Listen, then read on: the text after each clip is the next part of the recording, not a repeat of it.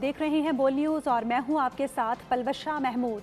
Headlines आपने मुलाहिजा की। Bulletin के आगाज़ में सबसे पहले खबर है, ईरानी सदर मसूद पेज़ेश्कियान वज़ीर आज़म मियां मोहम्मद शहबाज शरीफ की खुसूसी दावत पर आज पाकिस्तान पहुँचेंगे। और आपको ये भी बता रहे हैं, तारीखी दौरे में दोनों ममालिक के दरमियान मुफाहमत की याददाश्तों पर भी दस्तखत किए जाएंगे। ईरानी सदर के इस्तकबाल के लिए वफाकी दारुल हुकूमत में खुसूसी इंतजाम किए गए हैं। बात बजट और करप्शन से चली, लसानियत और बोरीबंद लाशों तक जा पहुंची। सिंध असम्बली में पीपल्स पार्टी और एमक्यूएम एक दूसरे पर बरसते रहे। फरहान अंसारी ने कहा कि पीपल्स पार्टी वाले बोरीबंद लाशों की गर्दान करते रहे। जब लाशें मिलती थी तो इनकी आवाज़ भी नहीं निकलती थी। उनका ASI करोड़पति बन गया। PP के राजा रज़ाक ने कहा कि जो अच्छे लोग थे वहीं रह गए। मोहब्बत सिंध के गले पड़ गई है। साबिर कायम खानी ने जवाब दिया कि हर करप्ट और लुटेरे को सिंधी नहीं मानते, हम सिंध को लुटने से बचाना चाहते हैं। तैमूर तालपुर ने पाउंड्स लंदन भेजने का इल्ज़ाम आयद कर दिया। चाइना कटिंग के अंदर इनकी सरपरस्ती है या नहीं है? गुटखा माफिया के अंदर इनकी सरपरस्ती है या नहीं है? पानी बेचने में इनकी सरपरस्ती है या नहीं है? सोसाइटी की प्लॉटिंग के अंदर इनकी सरपरस्ती है या नहीं है? एमक्यूएम पे बात करते हैं बेशरम लोग। ऐवान साहब बैठे हैं क्या? सर जबरदस्त। ASI से SSP का सफर, शायद तनख्वाह होती है 1 लाख 2 लाख, करोड़पति आदमी, इसकी भी इंक्वायरी होनी चाहिए। हमने बहुत अपने सीने चौड़े किए, हमने बड़ा इनको बलिकार से कहा, हमने इनको घर दिए, मकान दिए, जमीनें दी या रहने दिया, लेकिन मैंने कहा था ना कि जिनकी फितरत में वो डसना वो डसा करते हैं, ये डसने वाले हैं। ये सिंध को उजाड़ना चाहते हैं, हम आबाद देखना चाहते हैं। ये सिंध को लूटना चाहते हैं, हम सिंध को बचाना चाहते हैं। ये सिंध के वसाइल को खत्म करना चाहते हैं, हम सर बचा के बैठे हैं। अगर आप समझते हैं कि फिर से उनको जेब कतरा बनाएं, कातिल बनाएं, डाकू बनाएं, किसी सेक्टर का इंचार्ज बनाएं, तो सर वो हम नहीं चाहते। तो हमें उन पे फख्र है सर। और मेरे साबिर भाई यहाँ पे बैठे हुए नहीं है सर। साबिर भाई ने बड़ी मीठी मीठी बातें भी की, कुछ कड़वी बातें भी सर मिठास में साबिर भाई कर गए। तो मैं समझता हूँ वो ज़्यादातर यहाँ पे फर्स्ट टाइमर्स और सेकंड टाइमर्स जी सर बैठे हैं। अगर साबिर भाई यही ट्रेनिंग थोड़ा उनको बुला के दें, थोड़ा सिखाएं, थोड़ा समझाएं, थोड़ा अपना जैसा लहजा उनको ला के दें, तो मेरे ख्याल से सर इनकी भी बेहतरी। सिंध असम्बली का हंगामा सिर्फ जबान तक महदूद नहीं रहा। शर्जील मेमन ने अपोजिशन की तरफ पेन फेंक दिया। अरकान एक दूसरे को धमकाते भी रहे। वज़ीर दाखिला ने कहा कि अरकान को कत्ल की धमकियां दी गई हैं, तहकीकात कराई जाए।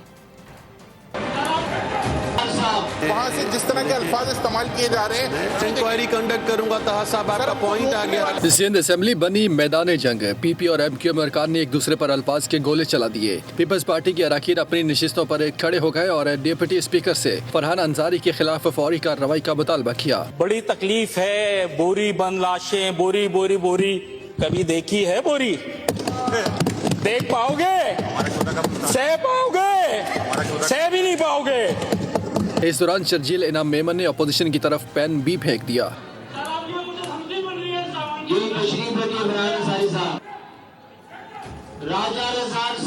इजलास के दौरान वजीर दाखिला सिंध ज़ियाउल हसन लंजार ने नुक्ता एतराज पर कहा कि तकरीर के दौरान बोरी बंद लाशों की धमकी दी गई, जिसकी तहकीकात जरूरी है। बोरी बंद लाशों की एक इनडायरेक्ट धमकी पूरे ऐवान को दी गई है। बोरी बंद लाशें आपको दिखाएं, और तो इस पर मैं इंक्वायरी का ऑर्डर कर रहा हूँ। स्पीकर अवैस कादर शाह ने कहा कि तमाम रिकॉर्ड और वीडियो का जायजा लेकर कार्रवाई का फैसला किया जाए।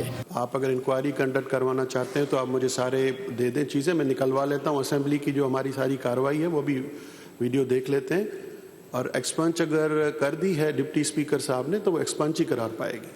दूसरी जानिब MQM के रुकन तहा अहमद ने मौक़िफ़ इख्तियार किया कि तहकीकात एक तरफा नहीं बल्कि तमाम वाक़यात और रिमार्क्स का अहाता करें। जो रवैया सीनियर रहनुमाओं ने रखा वो भी सर काबिल कबूल नहीं है। लड़ाई इस तरह से नहीं की जाती। ये देखिए माइक टूटा, यहाँ पे ये असेंबली है। मुतनाज़ तकरीर और एहतजाज और इल्ज़ामात के तबादले के बावजूद सिंध असेंबली में बजट पर बहस जारी रही। सिंध को कभी कोई अलग नहीं कर सका। सूबे के ख्वाब देखने वालों के ख्वाब दफन होंगे। हमारी इतनी सीटें हैं कि हुकूमती बेंचेस कम हो गई हैं। PP रुकन सिंध असम्बली सजीला लगारी का इजहार ख्याल। कहा कि जोही जैसे पसमानदा इलाके में बहुत रोड बने हैं। शाहिद तमीम ने कहा कि अपोजिशन वालों के बुजुर्ग सिंध में आए थे, मौजूदा अरकान सब सिंध में पैदा हुए हैं। त जेके कम पाकिस्तान पीपल्स पार्टी कया आहिनि हिन दौरे हुकूमत में मां सम्झां थी कॾहिं कंहिं पार्टी न करे सघी आहे पर जेके न मञंदा उन्हनि खे असां छा था चई सघूं 2008 में जेके असां सीटूं खटियूंसीं जॾहिं असां कम हमेशह चयो वेंदो त मोहतरमा जी शहादत जे करे 2008 में हिननि सीटूं खटियूं आहिनि मुंहिंजा दोस्त बि वेठा आहिनि असांजी अपोज़िशन जा बेंचिस जा दोस्त काफ़ी ॻाल्हियूं थियूं आहिनि ऐं हीअ जेको सिंध जी ॻाल्हि कनि था सभिनी दोस्तनि चयो रिपीटेशन कोन कंदुसि हिकिड़ी ॻाल्हि कंदुसि त सिंध सभिनी जो आहे असां बि हिते ॼावा आहियूं असांजा वॾा बि हिते ॼावा ही बि हिते ॼावा आहिनि हिननि जा वॾा आया हुतां ही पाण मूंखे लॻे थो काफ़ी हिननि मां दोस्त में ही हिते ई ॼावा आहिनि हुतां अचण वारो त मूंखे को नज़र कोन थो अचे कराची पहले सिटी ऑफ लाइट्स कहलाता था लेकिन अब सिटी ऑफ करप्शन बन चुका है। बीआरटी तो मालूम ही नहीं कि कब मुकम्मल होगी। येलो लाइन में वर्ल्ड बैंक ने हुकूमत को रंगे हाथों पकड़ लिया।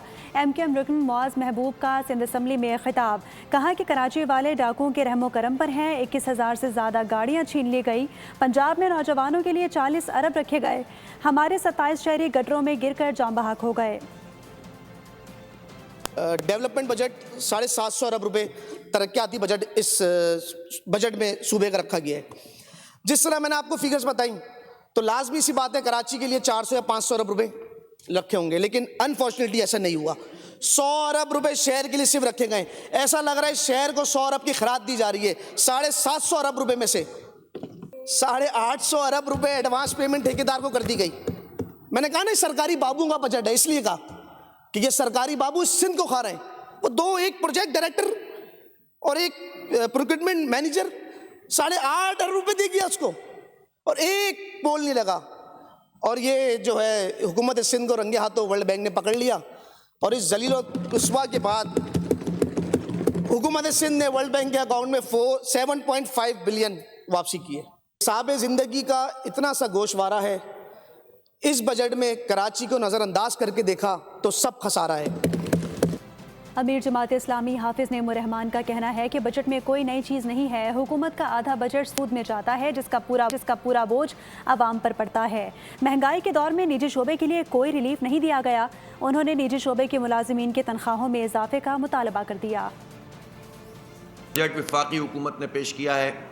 इस बजट में कोई नई चीज़ नहीं। सीधी बात यह है कि जो 18,000 और 18.77 ट्रिलियन का बजट है इस बजट में से 8,000 अरब रुपए से ज़्यादा तो चले जाएंगे कर्ज़ों के सूद में कि इनका सूद को ख़त्म करने का कोई इरादा नहीं है। कि वफाकी हुकूमत ने कहा कि हमने 7% पेंशन में इजाफा कर दिया, तनख्वाह में इजाफा कर दिया। खुद हुकूमत ये बताती है कि इन्फ्लेशन 8.2% होगा और इजाफा 7% करते हो तो आप तो कमी कर रहे हैं 1.2%। आम लोगों की तनख्वाहों में तो आप 7 और 10% इजाफा करें और पार्लियामेंटेरियन की तनख्वाहों में आप 300% और 400% इजाफा करें।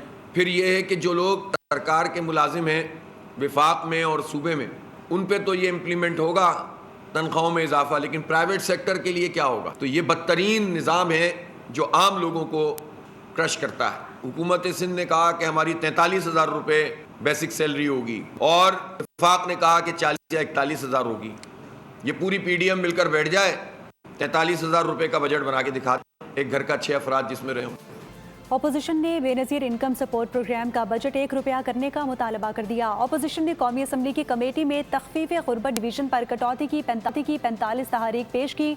अपोजिशन ने मुतालबा किया कि बेनज़ीर इनकम सपोर्ट प्रोग्राम का 884 अरब रुपए का बजट ख़त्म करके प्रोग्राम को सिर्फ 1 रुपया सालाना दिया जाना चाहिए। अपोजिशन की जानिब से BISP के बजट पर कटौती की 7 तहरीक पेश की गई। बैतुल माल का बजट भी कम करके 1 रुपया करने की तजवीज़ दी गई। अपोजिशन ने मजमूई तौर पर 45 कटौती की तहरीक पेश की।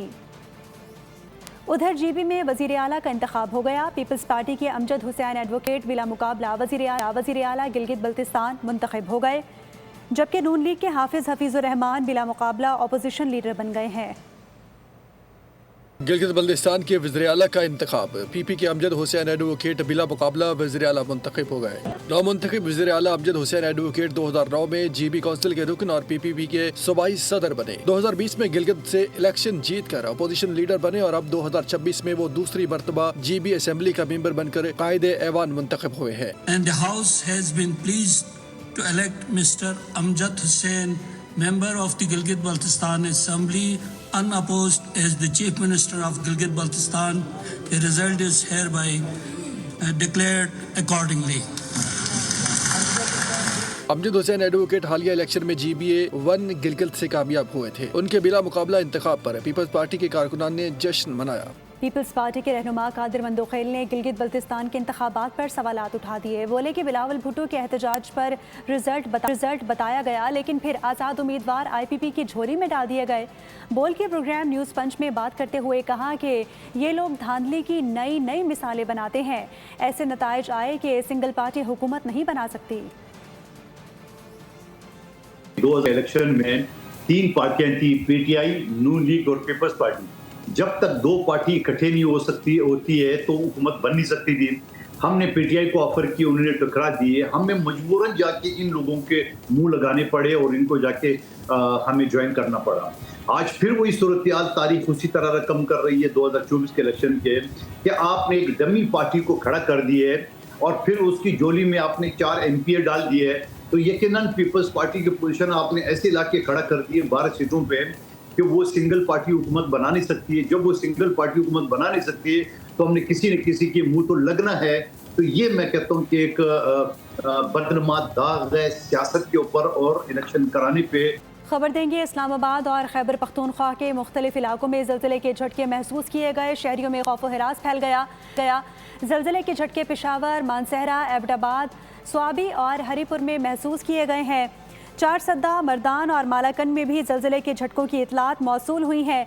ज़लज़ला पैमा मरकज़ के मुताबिक ज़लज़ले की शिद्दत 5.4 रिकॉर्ड की गई। ज़लज़ले का मरकज़ को हिंदूकश के पहाड़ी सिलसिले में था। मुख्तलिफ इलाकों में लोग घरों और दफातर से बाहर निकल आए।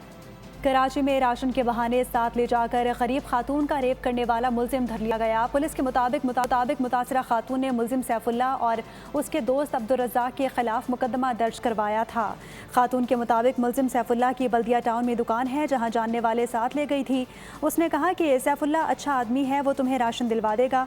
मुलजिमान ने हॉक्स में जाकर पिस्तौल तान ली और ज्यादती का निशाना बनाया। मुलजिमान वीडियो भी बनाते रहे, फिर हब रिवर रोड पर उतार कर फरार हो गए। दूसरी जानिब मॉडल टाउन लाहौर में 17 साला घरेलू मुलाजमा की हलाकत की पोस्टमार्टम रिपोर्ट पुलिस को मिल गई है। पोस्टमार्टम रिपोर्ट में घरेलू मुलाजमा की मौत की वजह गैर मयारी इस्क़ाते हमल को करार दिया गया है। इस्क़ाते हमल के अमल के बाइस मुतादिद पेचीदगियाँ पैदा हुई। टांकों से पस बह रहा था।